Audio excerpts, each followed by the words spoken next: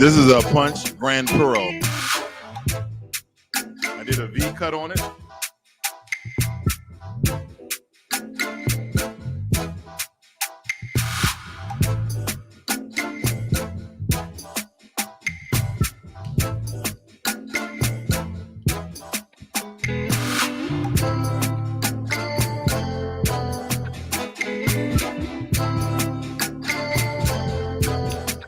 Good evening, everyone.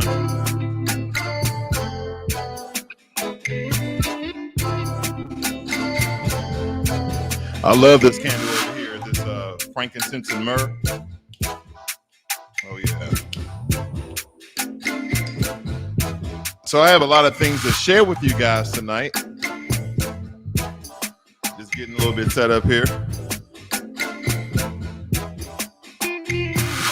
I think this is an important discussion that we need to cover, ladies and gentlemen, because for quite some time here, I've been telling people, you know, parts of my past, parts of my history, and there's always more to the story, right? There's other things that I've been reluctantly not telling part of my story for various reasons, or just keeping a lot of business to myself, because we know on social media, the people that you subscribe to, when they start talking about themselves, their family, and this, that, and the other, gets very personal. And then that's when people start diving into your personal life. But through telling your personal life, some people get delivered, some people get saved, some people get transformed. So it's always important to know when the exact time that you, the person who's revealing the information, is ready for anything that may come from it. So with that being said, majority of my life, I grew up in a group home. Majority of my life, I grew up in a group home. When I was born, you know, I was with my mom or whatever. And I'm trying to get my thoughts here together, but I grew up with my mom, never really met my dad. Supposedly my dad threw me down the steps when I was a baby because I kept crying. I don't know. That's what my mother told me, and my grandmother at the time confirmed. I do remember that. So they split up. And throughout that fight, my mother actually went to jail because she hit my father with a crowbar. Okay, and I'm just giving you these very vivid details so you understand that you're not the only person that went through something. We all have our own story, and you continue to use your own story for you not to be fucking successful. So I'm about to give you some of my story. This is my story. So you guys need to understand that your past, the trials and tribulations that you went through, other people have went through either similar or worse than your situation. So this is no excuses, fuck you, get up and do something with your life sort of video. But through that, I'll tell my tales.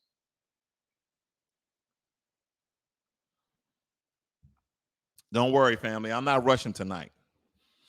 Neither would I be rushing if I was in Russia. But that's neither here nor there.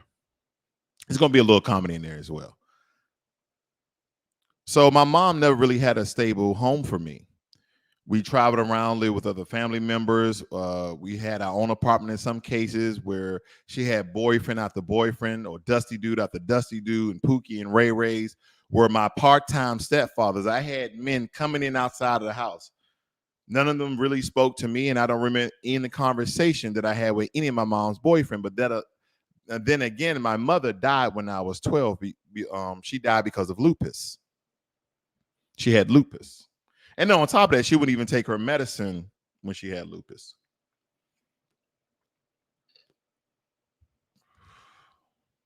I've seen my mother get beat up by multiple men. You know, a lot of it was because of them, the environment that we lived in. Of course, she was a feisty black woman, yada, yada, yada. You know how the story goes. I remember jumping on men's back trying to get them off my mama, just like the damn movies that we watch. That's why I say, really, a lot of movies that we watch that show us our pain, our trauma, we don't even need to watch because we lived it. I lived a lot of the movies that I've seen. I remember we was living with a family. She met this lady. They became friends. And so we all moved in together, or let alone we moved in with them after we moved out of our apartment. So my mother worked late night at McDonald's. That's one of the few jobs I remember she had. And I think she had a Popeyes job, but I definitely know she had McDonald's because that's the hell I was eating every night that she worked there. And as a kid, at first it was fun. Then it just came nasty.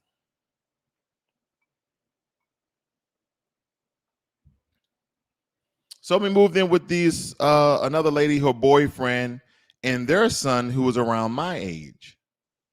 So my mother worked nights. Me and the other kid. So I was under the age of 12 because that's my mother died. So I was probably anywhere between the ages of 8 and 11. And of course, we slept head to toe in the same bed together. At first, I slept in the bed with the other kid. But at the age of between 8 and 11, I can't get my thoughts together. Do you know the other kid came over to me as I was laying down with his penis out? And I can remember this. And this is somewhat difficult for me to talk about, but at the same time, I'm freeing myself. So he put his penis in front of my face and he told me to suck it. And I said, boys don't do that. That's what I said. And then I called for my mother, and then I called for his mother. And his mother said, what y'all guys doing in here? And he was like, nothing. And I was like, he tried to make me suck his thing. This is what occurred. And he's like, no, I didn't. So when my mom got home, I told my mom. And then she said, my son ain't no faggot. This is how they spoke back in the day. My son ain't no faggot. And he said, if my son said that, because I know my son not no faggot. So that started a lot of issues between their friendship. So next thing you know, I'm sleeping on the couch, right? So now I'm in the couch. These are grown folk. They stay up all late at night drinking and smoking and watching TV and joking. So here I am. I think I was aged between 10 and 11 now, where I'm falling asleep, and I fall asleep with my mouth open every night, even now, fall asleep with my mouth open. So they decided, they thought it was funny to put hot sauce in my mouth. As I'm sitting back as a little kid, right? As a little kid, anywhere between 10 and 12, they decided that it would be funny to put hot sauce in my mouth. And I'm going to be real with you. I told you I'm a walking contradiction. When I think about it sometimes, I can see how it was funny because I'm waking up like, oh, my mouth is on fire, right? And if I look at it from a different perspective, right, it's funny. If I was saw that on social media today and someone did that, I would probably laugh and say, oh man, that's fucked up. But this is what happened to me as a kid. Two grown folks did this to me, and I told my mom. Then eventually we moved out. And then shortly after that, my mom became sick. But through some of those trials, I recalling me and my mom walking at least 2 miles to go pick up 2 eggs just to eat. Me and my mom was homeless for a week. We lived literally in an alley next to a fucking garbage can. One of those real large green ones or blue ones you see. And eventually my mom got sick, and then I went to go start living with my aunt. And quite recently, I think it's been about 3 years now that my aunt has passed away, who actually raised me. And that was a whole nother story that I want to get into. I want to focus on this one point here. Living with my aunt, I mean, I'll just say that we dealt in different paraphernalias, okay, that was coming inside the house, either to use or to sell. I'll say that. And through that, I remember us getting robbed. I remember someone pointing a gun at me. And the people who robbed us, they knew us. Right there in Southeast DC. So at the age of 12, I had a gun. I went from a dying mother to a gun pointing in my head. I think I was anywhere between 12 and 13, but it was less than 2 years. Mother dying and a gun pointed at my head. And during that time, living with my aunt, I damn near average an ass whooping every 2 to 4 weeks. And some people might say, well, you must have been a badass kid. And when I look back on it and I talk to one of my aunts and she tells me, she calls me Ray Ray. She said, Ray Ray, you didn't deserve all those ass whoopings. She never said it was really abuse, but she said you didn't deserve all those ass whoopings. And sometimes, let me tell you, you'll get an ass whooping and you're innocent. Like, don't get me wrong, I was no saint. I did my dirt as a kid. Okay. A lot of those ass whoopings I did deserve. But I will tell you,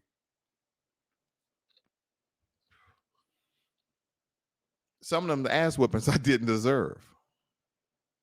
But this is my life. So after running away, living with my aunt, I was running away all the time. We'd be down the street over a friend's house. And when I got into the system, I remember the doctor's name. He was a psychologist. He was a therapist. His name was Dr. Sanders. That was his name. I can remember it to this day. He talked to me and he really worked out some things in my head at that very young age. And he said, you know, you're a smart young man. And I was like going through all these things, wanting to fight and wanting to run away. And I'm getting accused of stealing. Sometimes I stole, sometimes I didn't. But nonetheless, and we're talking about in the house, my stealing, and sometimes from the store. This is the truth. So eventually, when my mother passed, because I was with my aunt then, I permanently stayed with my aunt. And then after a while, after me running away numerous of times, I eventually end up in a group home. And a group home, ladies and gentlemen, if you have any kids, is no place for a Black young man or woman. And I'm speaking to where all you guys are from now. I would say I was more privileged in the sense that I grew up in a majority Black city at the time, Chocolate City, Washington, D.C. at the time. We know Chocolate City is moving to Atlanta, you know. So when I was shipped off to the group home, I was around 13, 14 years of age. And my group home address is on that thumbnail that you saw as you was coming in the video, the bottom left. That is 1201 Harvard Street, Northwest, Washington, D.C., 2009. 2009 is the zip code. I remember it. Because within that house, 4 bedrooms, I believe, there's a lot of things that occurred. Now, all of our counselors that worked at this group home, they were all Black. Now, just in case you guys was waiting and wondering, did they molest the kids? No, they did not. I didn't hear of any reports of the counselors there molesting any of the kids. I swear, sometimes I thought it was a family. But there was a lot of things that was going on in the group home that a lot of you guys may not be aware of, like psychological abuse from one another, right? Physical abuse from one another. Because as I told you before, none of the counselors did none of this. These counselors that we had, they all graduated from HBCUs, Morgan State, Hampton, etc. A lot of these were called educated, and they were mild-mannered. You know, they were Black men and women, very upstanding people of the community. A lot of them, to this day, Mr. Morgan, Mr. Pilo, a lot of them I can recall because they was my mentors. They was my first positive representation of a man. And of course, we had some dusty dudes in there, and it's funny that my nickname is Ray Ray, but I'm not a Ray Ray or Pookie, but you get what I'm saying. Kind of stuck in a conundrum of a conflicting, contrasting, conflicting word or something. But nonetheless, there was raping going on in the group home that I didn't know about. And the reason why I say I didn't know about, I was very involved in school activities. I remember in high school, I was on a football team, track team, baseball team. One year, the swimming team, chess club, gentlemen's club, DECA. I mean, I was a part of all these groups all the time. So I was also in the choir, in the show choir. So a lot of times I wasn't inside the house, and then in high school I had a girlfriend. But let me go back. I know I skipped ahead. This was when I was around 14. And even during that time, there was some, raping going on between people in the house, because I believe to every room it was two. So I think it was 10 of us total. I think it was around 10 of us. And I think when you get around, you stay there till you're 16. And then we went to another group home. That group home was very different. That was more so like a home environment. It was 3 or 4 bedrooms. We had counselors coming in and out. All of the counselors were Black again. And it was a big difference between that group home and the second group home. It's like, when kids were younger, they saw having these homosexual interactions. But in a group home, it was not only physical and sexual abuse, but it was psychological abuse, right? And people were scared to report other things. And then I'm getting back from choir practice or football or track or anything like that. And I'm hearing all these reports at 14, 15. But as soon as I turned 16, I went to another home. And that was in, I think it was in Northwest. Yeah, that was in all of these homes were in Northwest. And nothing happened in that home. Nothing happened at all. Nothing weird. There was no abuse, no rape, no physical abuse, no fighting, nothing really. Don't forget, there's a house full of boys too. Maybe some pushing and shoving, but none of that.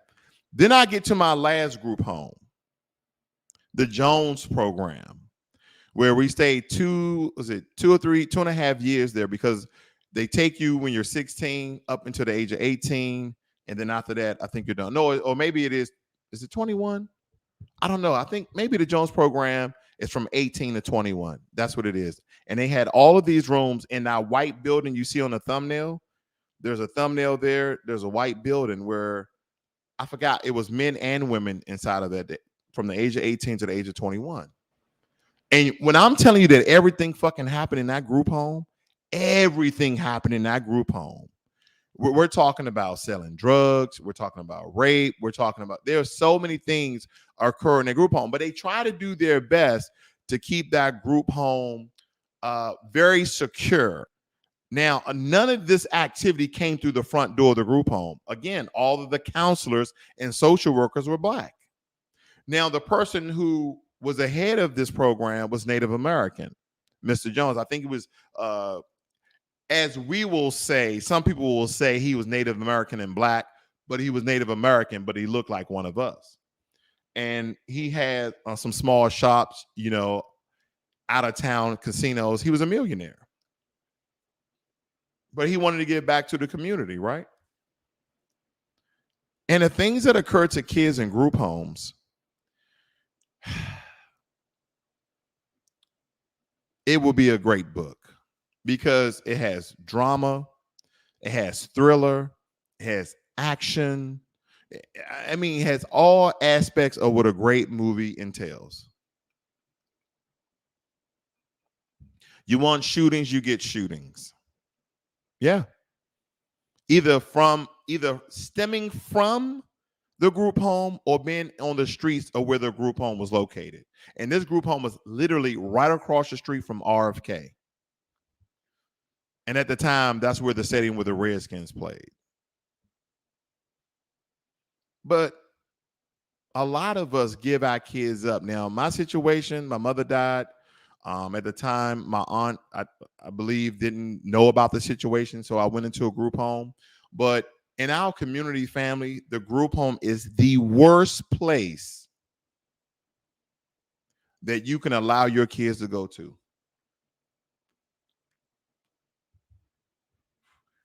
That's why finances are so damn important, that you get your finances together. Because one day, that young girl, that young boy is going to grow up to an adult. And because you didn't stay by their side and provide for them, they're going to be fucked up on these streets. And nowadays, it's even worse, because you have to work more, you make less, and social media is raising your kids.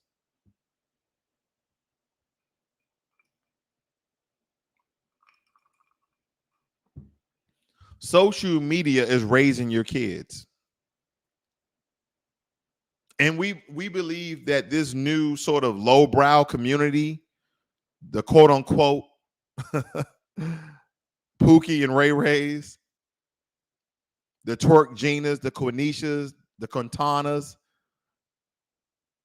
the Roishas, all these lowbrow community people. And those names are not attached to anybody I know. I'm just saying. And we believe that's it. That our community, that the way we should live our fucking life is just have bunches of money and show them in the camera like we balling. That's the dumbest thing that you can ever do. We are exploiting and celebrating a life,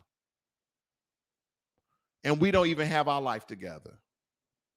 We believe that we went out and got a job and we worked for a damn year, that you worked hard and you deserve to go into debt and blow all your money and not take care of your fucking kids. I keep telling you that everything revolves around money. Everything. It don't matter. Even you looking at this through your cell phone, your laptop, your CPU, wherever you may be, it took money to get what you have and be where you're at. It takes money.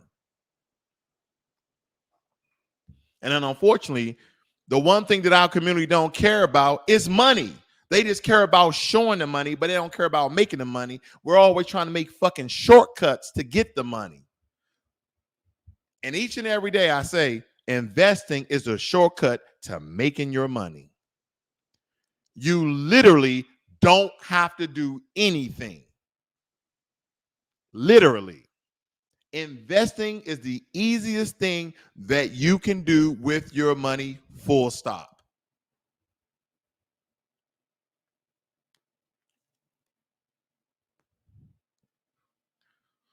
Because the only thing you have to do is literally set it and forget it. But we can't do that because we're so damn entertained. Don't get me wrong. I go on Instagram, Facebook, just like everyone else. And I'm scrolling through some videos. Hee hee ha ha, I'm off. Most of the time, me and my wife, we're watching a television show, we're reading a book, we're out and about, we're living life.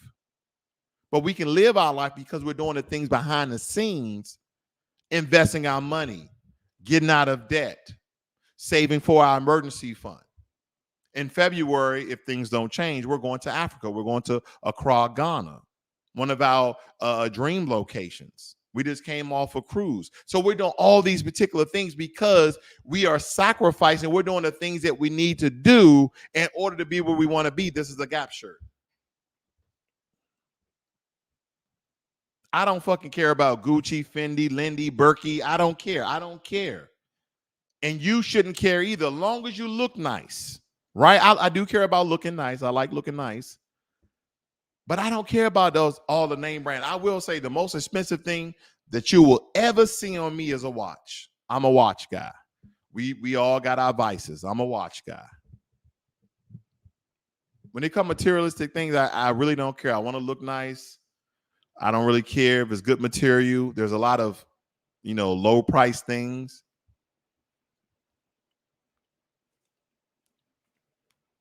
Why is this important? Because my past doesn't dictate my future. See, a lot of times we live in our trauma and it prevents us from continuing our lives. Like right now, you might feel stagnant in your life. You might feel like you're stuck in your life, like you cannot move. Like sometimes you have anxiety attacks, or you psychologically have anxiety attacks where you feel like you can't move and or breathe. Then a lot of this is stemming from your childhood, because there's a lot of things that I've left out of my very short story of me group home until where I'm at now. I remember my uncle getting shot and him running up the street to the apartment where I lived at with my aunt, and blood all over the wall. And the only reason why he survived is because he was high. And I ain't talking about weed. That's the only reason the doctor said he survived, because he was high.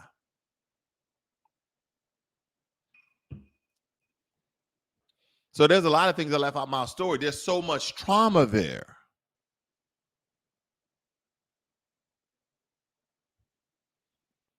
But we use our past as excuses while we can't move and elevate ourselves in the future.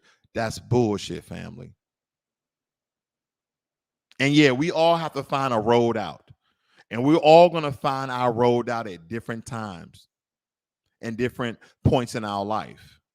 But after seeing this video, you have no damn excuse. Because regardless of what extra I say or I don't say, you know now that somebody's been through something. And now it's time to break the barrier and go through the fucking door. See, my thing is, in order for us to be more wealthy, to have more money in your pocket, to have a couple of more dollars to do what you want to do, it starts right here. It starts right here. See, a lot of times I never want to put just the information of a stock that I'm reviewing or some political issue that I'm covering.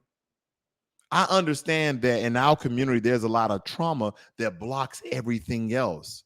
And we can't move, right? We can listen, we can hear, and we know what he's saying. We know what she's saying is great, but we can't do nothing because we're psychologically paralyzed because of the dramas that we had in our life.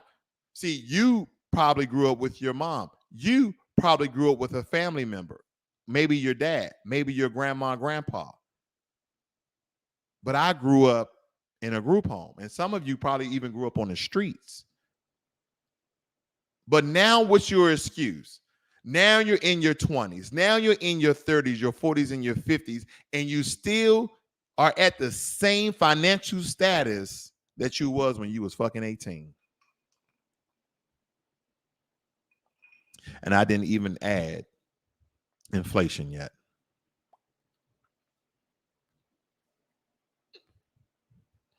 See, sometimes, and for you who know me, I like to come on every now and again, not to only give you guys a kick in the ass, to give me a kick in the ass, because there's opportunities that you guys walk past each and every day. I know you see signs, land for sale. Like, oh, I wonder how much that costs. No. Call the freaking number and see how much the land is and see if you can afford it. Well, I live in a one-bedroom apartment. That doesn't mean that you can't afford it. Let me look in your closet. Let me see. If you got one pair of Jordans in there, I know you rich. I like, man, you fucking rich. Nah, man, I had these Jordans about 2-3 years ago, man. Shit. Yeah, them Jordans were still $400, wasn't they? But see, that's what I'm talking about. I'm not saying you have to limit your life. I'm saying you have to exponentially grow your life. And that means, just like everyone else, you're going to have to sacrifice some of the things that you probably wouldn't want to sacrifice. But that's why it's a sacrifice. How the hell are you going to do better and you do nothing different? I'll wait. Think on that for a moment. Good old YouTube iced tea. If it was something different, it might be Blanton's, but it's not. YouTube iced tea.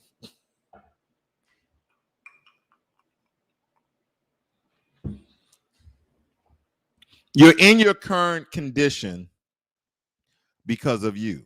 Now, granted, I know some people are like, oh, well, you know, I split from my wife and now I live here. Either way, at the root of it all, the reason why you are in your condition, whatever condition that may be, is because of you, of something you did do or something you didn't do, something you didn't know or something you did know. Regardless of the fact, you are at where you are at because of you. That's what I realized. You know, after 20 years in the military, believe it or not, I learned a lot about life. I learned a lot about people. And I was listening to other people's story. This guy was from Africa, and I believe he was from a country called Togo. And he was saying how poor he was, and he was actually saying one of the meals. This is kind of a one-off, but in Togo, some people eat roasted insects. Now, to American mind, we're like, that's gross, but that's part of probably their culture or not. But nonetheless, he was telling me how poor he lived and how he lived, in a sheet metal home. And I'm thinking that's fucking bad. You got lions and tigers and snakes, and you survive. And I'm looking at the conditions I'm living in now. Granted, those are third world problems. I got first world problems, so my standard of living is better. But we have all of these people who exponentially are homeless and down the streets and have alcohol and drug problems.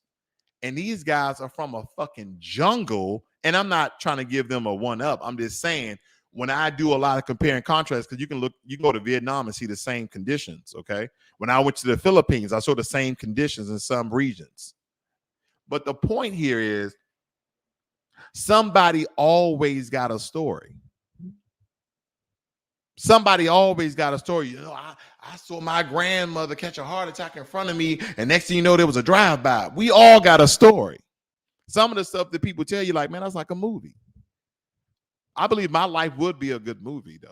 Yeah, definitely be a good movie. Starring Ray Ross. But what's your excuses for not being financially stable? What's your excuses, family? Because I recall me and my brothers in the group home, we got plenty of stories. I've seen so much shit in the group home that I haven't even talked to my brother K-Dub down here. This is my brother K-Dub. This is my actual brother right here. We grew up in a group home together. He's not my blood brother, but he's my real brother. But see, there's a lot of trauma there. And he could tell you more traumatizing stories than me, but my brother got a career. Him and his wife and his son lives in their home. Statistics tell us that group home kids do not supposed to be successful, do not supposed to own houses. Now, granted, there are great stories. There are great stories that come out of the group home. People, pro football, basketball, starting business. I know this, but very, very few of men and women who come through the group home system, especially in the melanated community, a lot of us are part of the lowbrow community. We have those jobs, regardless of the city you really live in. You live in DC, New York, Atlanta, you're only making 30, 40, 45,000, just enough to have a nice apartment or a really small house and a beat up car, and you can go out and party every week. I look at some of our community and I'm looking at the finance aspects of it. I'm like, damn, dog, you got $1,000 on your body, but you don't have $1,000 in your bank account. Think about that.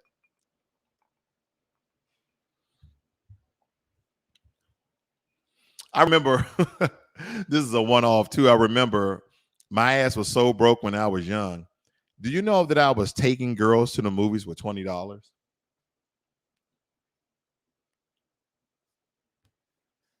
I was taking women to the movies with $20 and hoping they just said they didn't want a sandwich or they didn't want to go eat. I said, hey, we're going to the movies.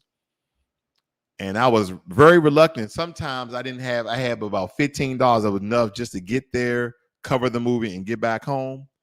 And I'm sitting there thinking, I hope she don't ask for popcorn.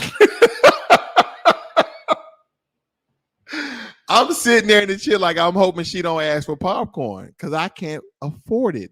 If I get her popcorn, I'm not going home. Now I know you're like, how old is this dude? But yeah, movies only like $20, all together. It wasn't that much back in the day. But nonetheless, the point I'm making here is all the traumatizing drama that my life entails, it still hasn't prevented me from being where I'm at today, financially stable. See, the group home would be a great excuse. And a lot of people like, yeah, man, I understand. I said, yeah, man, just keep on pressing, keep on working hard. You can get through it. And they'll give me all the motivation. And I'm like, dude, I'm fucking 40 something. Like, did I not get enough intelligence over the years or experience or wisdom to fight through my psychological problems or at least go get help? Like, there's programs out there where guys can go to therapy for free. You know, some people, shit, sometimes in the consultations of the therapy, they give you all the answers you need.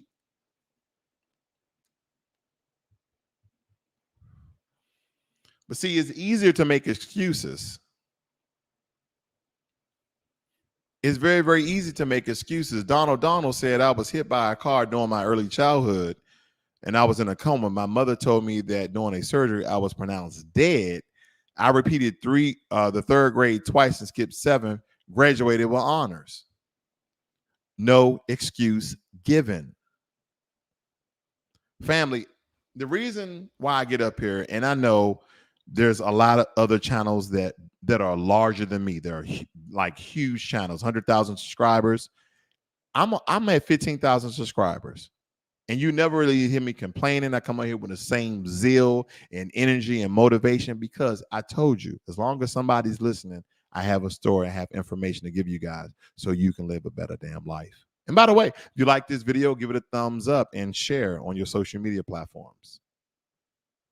And if you're not a subscriber yet, I encourage you to subscribe because here, I'm telling you, I give you, the real deal. I lay it down thick sometimes. Very layman terms, whether it be financial education, financial information, I got it for you. And every now and again, we'll get some politics, teach you guys about how white supremacy operates in this country. And that's another thing. You know how I go, family. I just keep connecting this shit. Boom, boom, boom, boom, boom. And that's another thing. I did a video, how Kwame Brown was off code. And I was, I was very surprised that no one really came at me because a lot of times when you subscribe to people will go to other people's channel and protect the people they're subscribed to. Don't waste your fucking time. That's stupid. This is social media. It's not a real place. If YouTube pulled out the plug, all this shit would cease to exist. So don't even waste your time on that drama on social media. Use social media as a powerful platform for you guys to get information, motivation, and inspiration. All of those things will help you live a better life. If you woke up every morning and you was inspired and you was motivated and you was informed, you would have everything you need to live a great life. Think about that. Every morning, like this morning, me and my wife woke up. I said, babe, let's go. This is our last day, meaning we work out 5 days a week. We get up at 5:20 a.m. and we either walking or running around the block for 2 miles. We come in here, we do a 30-minute workout. Boom. We take showers. Either we're taking our son to choir practice in the morning, we're making our shakes, we're getting dressed, we're at the job, we're working, we're putting it in. That's why the excuses die here on this channel. See, I understand that when people tune into this channel, and I'm not bubbly, I'm just giving it to you straight and raw, like some YouTube iced tea. Then they leave here because they say, you know what, that dude's too real for me. He tell me how it is, and I don't like that. I want somebody to pucker up and butter me up. No. Family, we understand how racism operates in this country. We understand if you're not familiar with the term white supremacy, then you need to be familiar with that because a lot of the conditions that our people are in are stemming from white supremacy. But a lot of times I try to separate those videos because I don't want you guys to get too confused because even in the system of white supremacy, you can still be successful. So pulling the racism card, pulling the discrimination card, yeah, it's the easiest thing you do. And a lot of times, those things apply.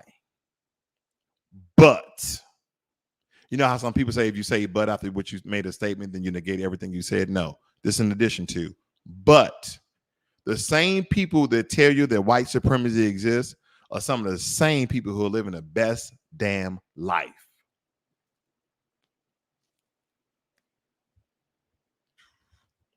You know, I recently thought about the terminology living my best life. I was really trying to define what the fuck that means. Like, oh man, I'm living my best life. I'm like, you got a 89 Corolla. No, I'm kidding. I'm kidding. But you know, living your best life is predicated upon on where you picture yourself, right? That's truly what that means. Some people picture themselves in the ghetto, wearing a bodysuit, or you know, what you call them, drooping their jeans down. What's in that terminal? Swagging their jeans down, whatever. Going out to the local club and fake balling with 300, 400 bucks, and they're living their best life. And I'm just like, if I was stuck in those statistics of being a group homeboy, then I wouldn't understand what my best life really is.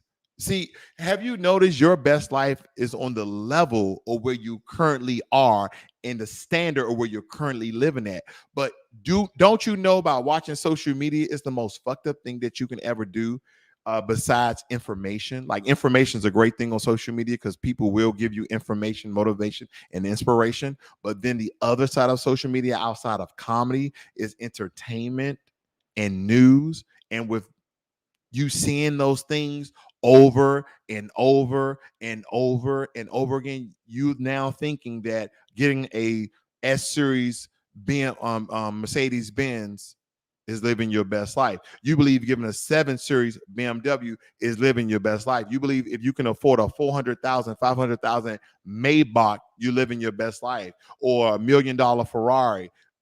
The list goes on and on. Or you can buy your girl, or the lady can buy herself a Birkin bag, a $50,000 pocketbook that's made out of the same fucking leather that Coach is.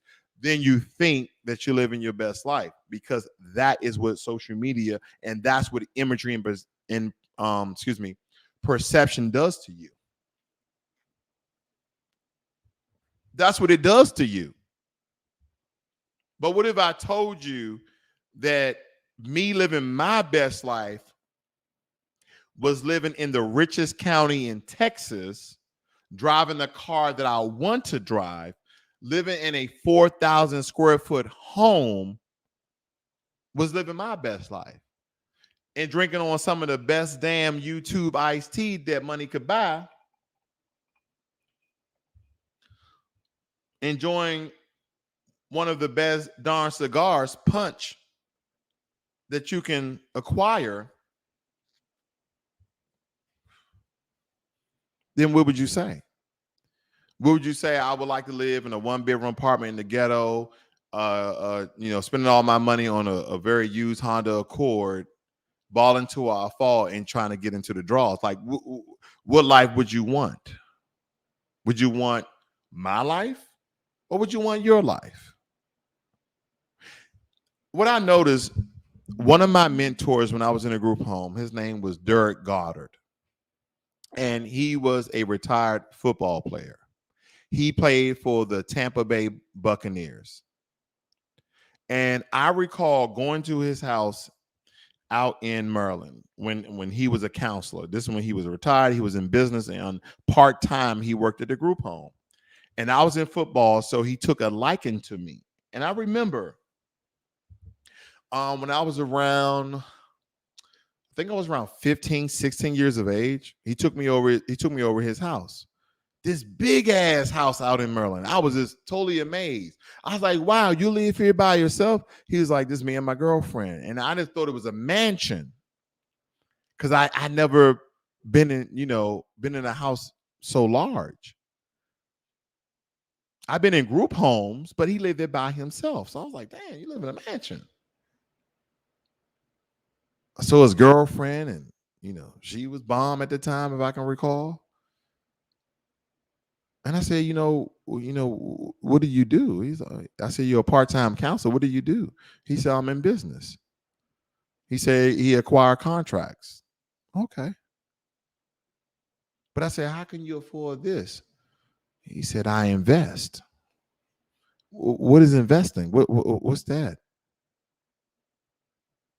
And he just gave me, he said, you're putting your money into other companies and you own a piece of those companies through stock shares.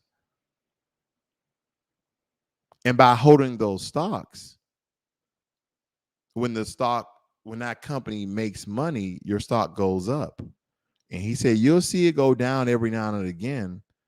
But over the course of time, when you invest your money in well-known solidified stocks, they grow exponentially over time. And I was like, huh. So what do you do with the money? I'm a teenager. I'm asking dumbass questions. What do you do with the money? He said, well, you go and you invest. You either leave your money there or you trade your money or you. Thank you, D General Sagan. Thank you. But my portfolio started to grow. And I said, well, you was a football player, so you start off with a lot of money. He said, no, I started off poor, went to the NFL, had a great time, got broke, but I got my degree. And he started off from scratch. He started working after the NFL. He started working at fucking Popeyes. Ooh, Popeyes chicken. Baby, if you're listening, can you go out and get Popeyes chickens and biscuit? I'm fat. But anyway, I'm losing weight.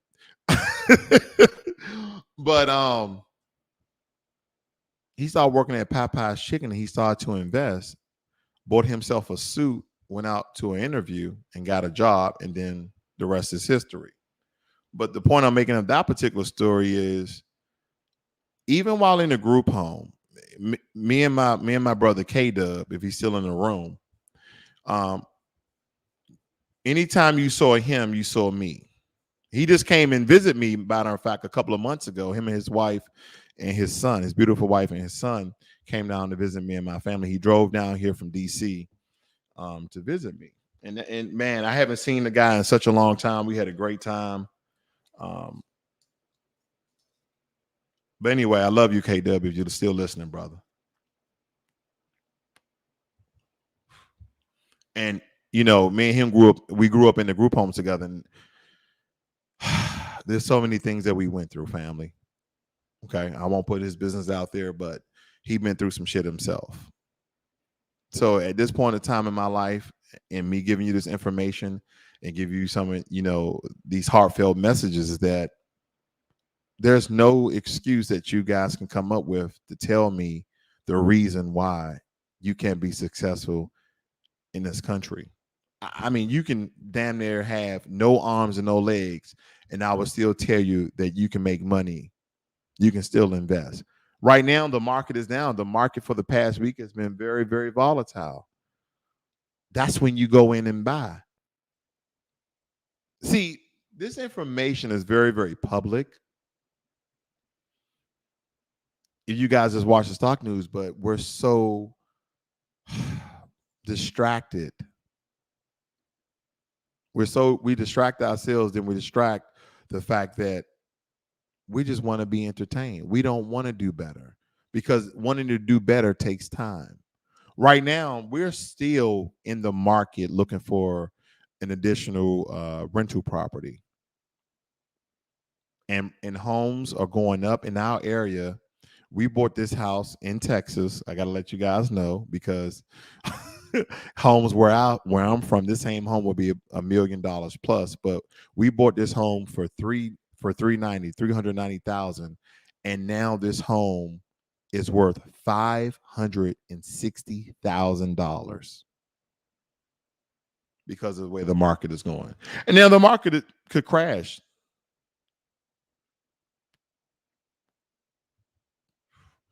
The real estate market could crash, but we still bought this house at a great price, because then it would bounce back. And that's the same thing investing do. I think I'm going to come out with a video for you guys of how you should pay your mortgage if you own a home. And if you're not owning a home, now I've gave this information before. Now I have some great buddies And if we've never got married or we've never became a couple, I would have pushed to them the idea of buying a house together. Thought about it. I want you guys to think about that because I want to come out a way how you can pay for your mortgage and actually cut down the amount of years you're paying on your mortgage.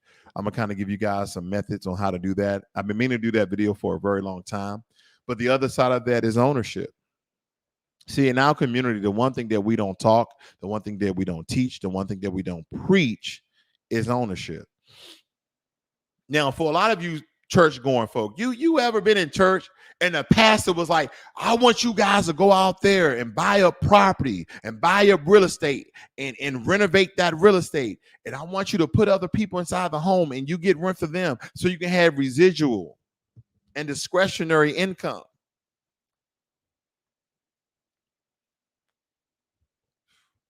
And after a couple of months, I want you to wash, rinse, repeat. You ever get that in church?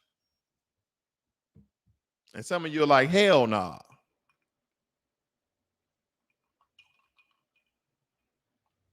You don't get that information there. You get the hope, feel good message. You know, let me go to religion real quick. And you know where my stance is on religion.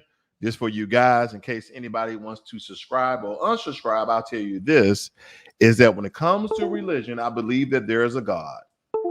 But I do not believe he is a Christian God. I do not believe he's a Muslim God. I don't believe he's a Hindu God. I believe that there is a powerful entity. There's a powerful energy source out there that created life as we know it. And that's about it. That's where I'm at, family. So now that you know my stance, you can subscribe or unsubscribe. I don't fucking care because at the end of the day, a lot of times in our community, church is holding us back because we believe we keep praying without any information, without any skills, without any licensing, without any degree, without any wisdom, without any knowledge that somehow, some way, by you gambling, that's the only way your ass gonna be lucky. Because in our community, we don't have people who have generational wealth. We don't have that. We don't have someone who's going to leave us land. And granted, I got to say this because it's the internet. Some people in our community do have land being left to them, generational wealth, but very few of us. I have to put out disclaimer because we know that somebody's going to come at me. Well, my family got land and yeah, we know. But majority of us don't have anything. We don't have a home. We don't have land. We don't have money in the bank. We don't have we don't have a goddamn thing, family. Let me ask you this. If you can put in the chat, some of my faithful subscribers here, tell me if you've bought silver yet. Tell me if you bought gold. Do you have gold or silver in your home? Go ahead. I'll wait. Be truthful. Be truthful. Let me know with all the videos I did about buying gold and silver, did you buy any yet?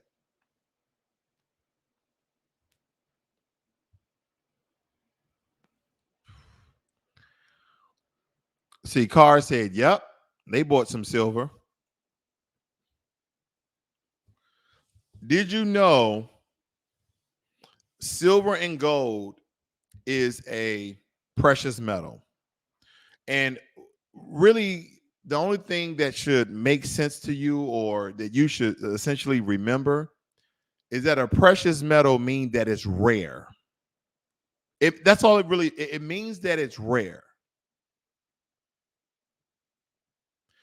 And the longer you keep silver, the longer you keep gold, and the more we keep mining for fossils such as rocks and fossil fuels, then you should know that silver is going to become more rare over the course of time, thus increasing the value of silver and gold.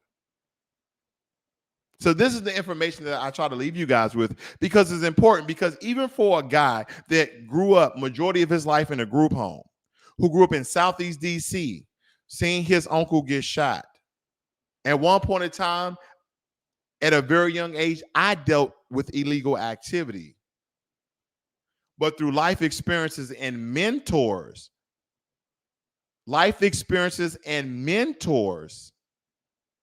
helped me to free myself. And the most important thing that I did, ladies and gentlemen, is pick up a damn book. I can't tell you the power that are in books. My wife, she's reading one of the books she heard me talk about. It's called The Power of the Subconscious Mind by Joseph L. Murphy. So the other day, my son, and I'm going to get back on topic, don't worry about it. The other day, my son, 2 days straight, I noticed that he continued to sleep through the alarm. The alarm will go off, and I open up the door. Me and my wife is in the gym working out. And I said, hey, wake up. You know, you got to go to school. He's like, ah. By the way, he's 10 going on 30. And he said, I can't believe I didn't hear my alarm. 2 days straight. I can hear the alarm in the gym, but he can't hear it sleeping. So you know what I said? I said, the next time that I hear your alarm go off and you're not up, I'm going to take a cold cup of water and douche it on you. And my wife was like, babe, don't be negative. I said, no. I said, watch he wake up on time tomorrow. Like clockwork, this morning, this 10-year-old, alarm goes off. We see the bathroom light goes on. He's up. The power of the subconscious mind. The point I'm getting at is that information and reading is one of the other things that freed me from a life of turmoil and the atrocities and trauma and drama that occurred to me in a group home thus landed me here. Ladies and gentlemen, you have no excuse to be where you are. Good evening, Stephen and Gardner. Now, that's a very great book, Stephen. Let me tell you something about Stephen Gardner. He's one of my good friends.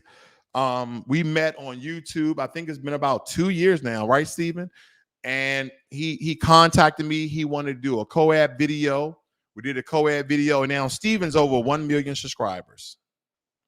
Nonetheless, I went down as I was moving from Washington State to Texas. Me and Stephen, my wife and his wife, we all met.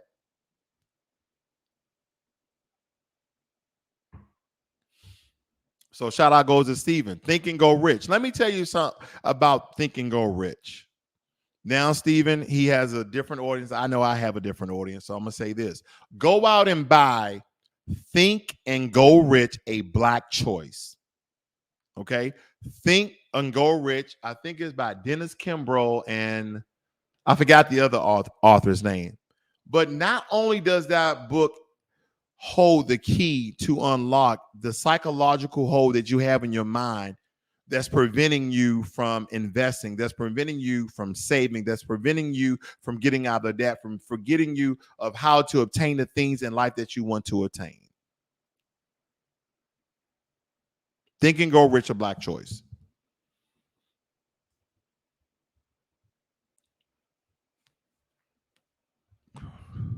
Thank you, Stephen. He said, yes, your channel is amazing. Thanks, man. I appreciate that.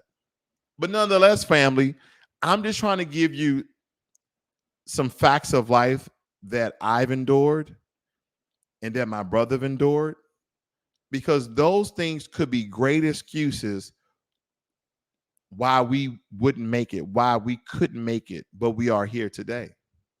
See, what I realized as I was growing up in a very melanated, very Black city like Washington, D.C., where we had a school named after Benjamin Banneker. We had a school named after Duke Ellington, the School of the Arts. I didn't experience white supremacy, or I didn't think I did, until I went to college. I went to West Virginia. And that's when I really understood the racial environment, discrimination, as I'm driving from Washington, D.C. to West Virginia and getting pulled over.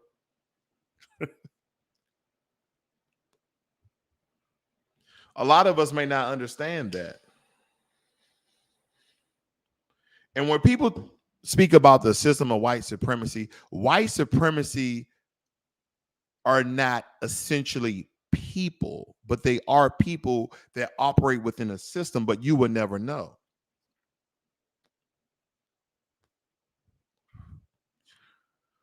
And then you'll talk to some people, right? And I'm not trying to racialize this video, but there are some things that I need to point out because there's a lot of things in Black people's lives that are trifling, that prevents us from elevating to the same level economically as our other counterparts, mostly Caucasian and Asian people.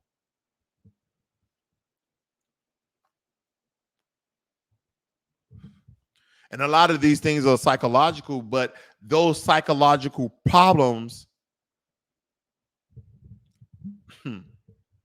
are linked to and the source of the system of white supremacy. Now, if you will read books by Francis Cress Welsing, like the ISIS paper, or if you study Neely Fuller, then you will understand exactly what I'm talking about. Because the one thing I don't want to ever lose sight of is that there is a system that is designed, that was put in place hundreds of years ago in order to keep us at the same level, regardless if things rise at a certain percentage, we still same in the same economic place and social status that they put us in.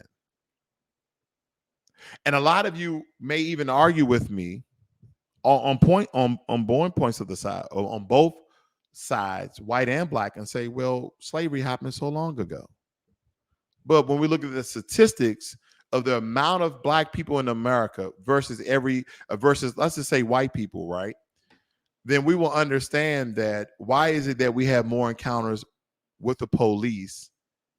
Why we have more encounters getting killed with no weapon than any other race, percentage wise.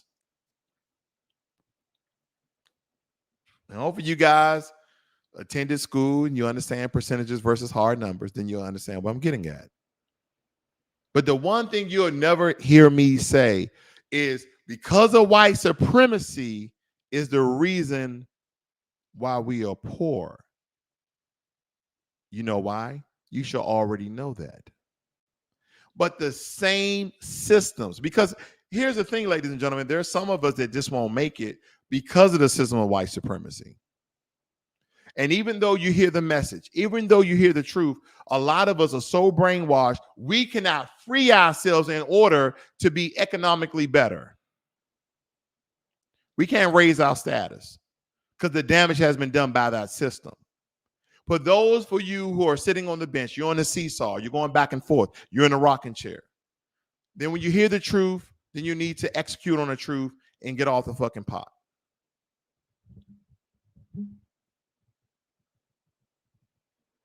Because as Francis Cress Welsing and Neely Fuller say, that basically white supremacy operates in all elements and all aspects of life. Moving right on to politics. You know, at one point in time, Black Americans voted Republican. Did you know that? Because believe it or not, we are conservative. And I know we're not a monolith and we have all different types of tribes, cultures, and different beliefs, but a lot of Black Americans, at the heart, if I'll give you a questionnaire, you probably end up being a conservative. Because our history, our vast history of all the inventions and innovations and Black Wall Streets that we've had, that we are entrepreneurs, that we're inventors. Who you think invented the almanac for farming?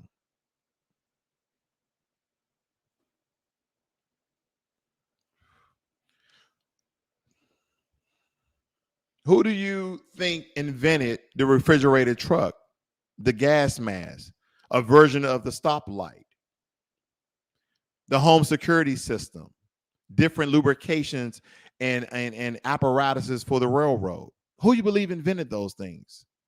Who invented ice cream and potato chips and a toilet and one of the first versions of the car? Who do you believe invented those things? We did. So I think it was Lyndon Johnson. Was it 1960s? I could be off. Martin Luther King went to go visit the president at the time. And from that moment on, because of some of the things that Lyndon Johnson said he was going to do, Martin Luther King influenced a lot of black people at the time to vote Democrat. It's not a fact, it's just the truth. So now, like clockwork, because of our parents, our mothers, our fathers, our grandmothers, our grandfathers, and then those democratic shills that look like us, those immigration democratic shills that look like us from other countries, they convince us and influence us to vote Democrat. And we continue to vote very blindly Democrat. And it's not the best thing for us. It's actually one of the worst things for us. And then some of you can say, oh, are you telling us to vote Republican? No, I'm not. See, one thing about the Republicans, and I told you guys this before that I respect, is that they never tell you what they're going to do for the black community. The only thing they ever tell you is what they're going to do for businesses. That's the only thing they really tell you. They're not, taking from the rich and giving to the poor. No, more times than not, they're giving to the rich and giving to the rich and people who own businesses. They will help small businesses and big businesses alike. See, Democrats, they come as though they're a system for the poor. But let me tell you this, family, the system of white supremacy operates both in the Democratic Party and the Republican Party.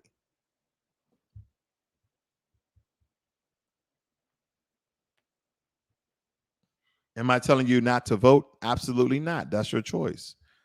But until this government offer melanated people something of financial significance, then no, I'm not. Fuck it. I'm not. Oh, your ancestors died for you to vote. No, they didn't. They gave us a choice. They fought, they died, they bled for us to have the right and for us to have a choice to vote. And if somebody wants to get elected and they want the black vote, this is when we become a monolith. This is when we become unified. And we say, hell no, we're not voting for you. You ain't doing nothing for us.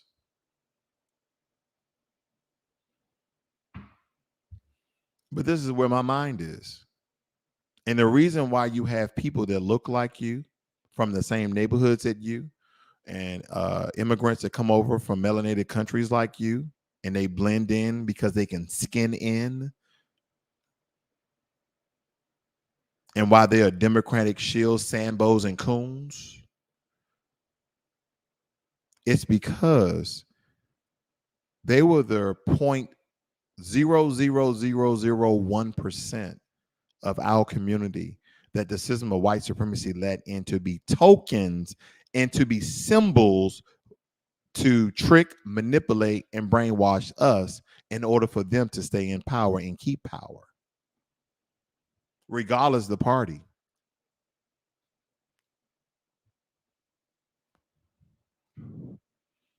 That's the one thing that we need to understand, because the one thing that I ask, and not even just talking about the past election with Donald Trump and Joe Biden, we go back to Obama. I ask people now, I said, man, I voted twice for Obama and I shouldn't have. I should have just not voted at all once again because he didn't do nothing for the black community. But then you say, well, Ross, he's a president for all people, not just the black community. And I say, he did something for the Native Americans. He gave Native Americans another 1,000,000 acres of land. And a lot of black people who was part of that homestead, who went out and plotted land and put their flag down, all their land got taken. So we have land in America as well. Then I said, he gave $12 million to Holocaust survivors. People, the Holocaust didn't occur in America. Americans actually saved Holocaust survivors. So I'm like, okay, then how in the heck did he give them $12 million? But we still don't get reparations. Somebody, I remember someone I heard over talking, he didn't know that I was there. It was a white gentleman talking to other white men. This is about 7 years ago. He said, why do black people keep crying about reparations? Where they getting their reparations? And then another white guy was like, how they getting their reparation? He said, welfare. He said, majority of black people on welfare, that's their reparations. They living off the system. And I was like, wow.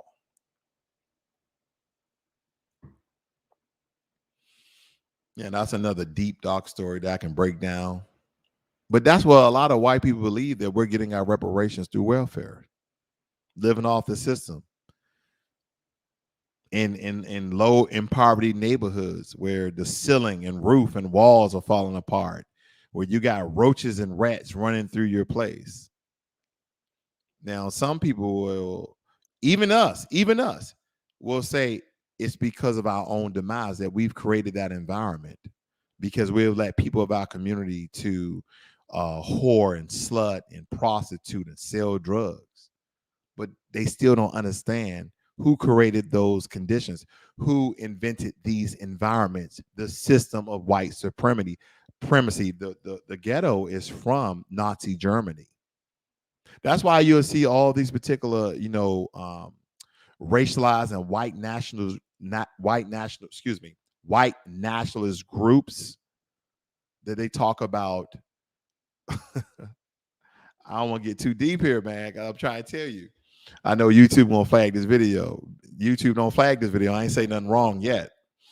Okay. That this is all behind the system. But see, they inflict so much damage on our community. And now it's like an avalanche. It's kind of like if you start an avalanche, and once you get that thing going, there's nothing else that you have to do. Right? A snowball turns into a freaking boulder of snow with rocks and destroys you. Now, the system of white supremacy have done that to our people, because now, even though they're still destroying us systematically, whether it be by their race soldiers or socially or economically, they started that avalanche where we are now destroying ourselves.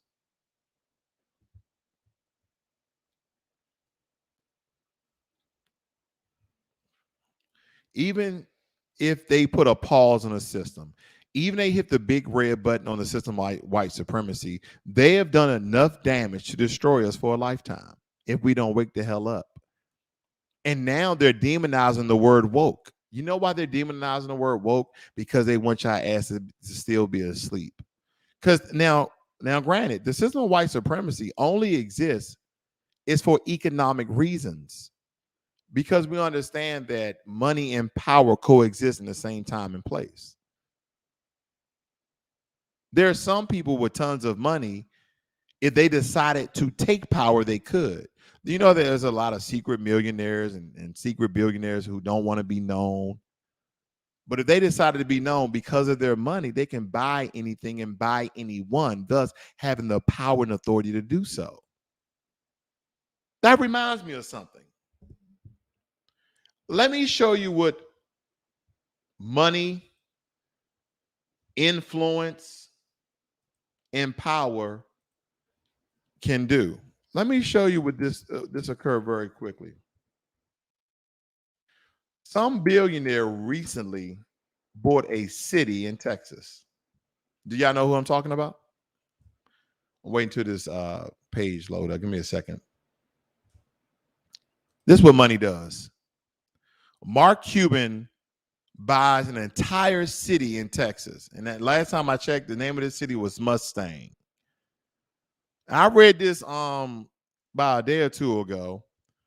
Mustang, population 23, has been on sale since 2017.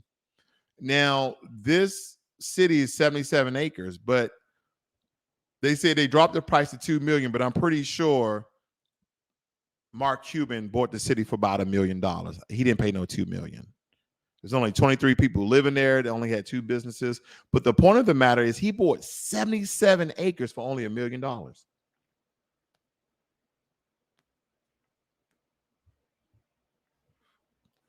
Let me tell you why that's important. Going back to my house. Now, my house sits on less than an acre. Okay. My house sits on less than an acre. My house is worth $560,000. He is buying 77 acres for $1 million.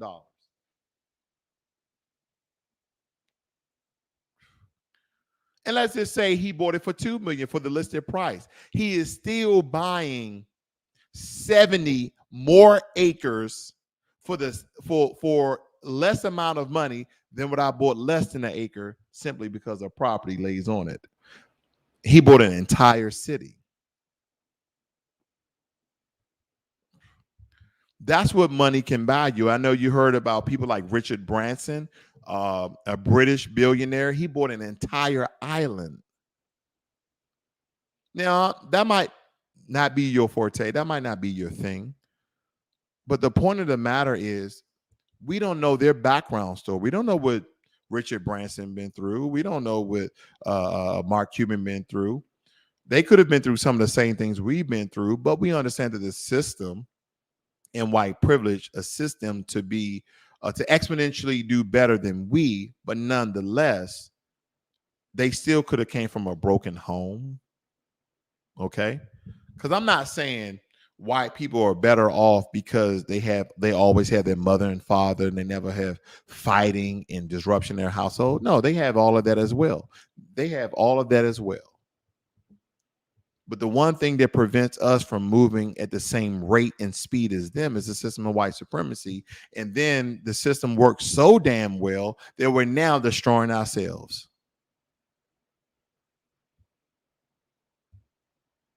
And Carr said it the best. The difference between the USA and other Western societies is institutional racism.